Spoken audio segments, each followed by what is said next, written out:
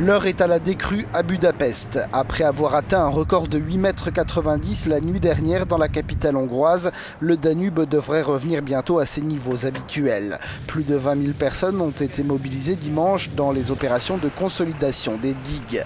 Le Premier ministre Viktor Orban s'est félicité de sa gestion de la crise. Aucun mort ni blessé n'est à déplorer. C'est aujourd'hui que nous devons déménager le centre de prévention des inondations. La capitale est au-dessus du pic. Jusqu'à présent, nous devions concentrer nos efforts sur le nord, mais à présent, nous devons nous focaliser sur le sud. Compte tenu de l'aggravation de la situation dans le sud du pays, l'état de danger extrême pourrait être étendu dans cette zone.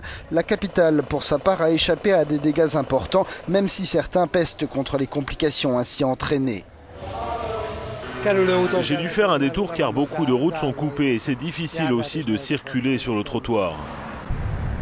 Le maire conseille toujours aux habitants de laisser leur voiture au garage, une recommandation parfois difficile à suivre.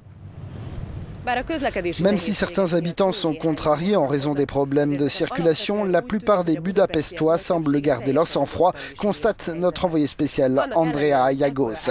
Et cela en dépit de cette inondation d'une ampleur jamais vue.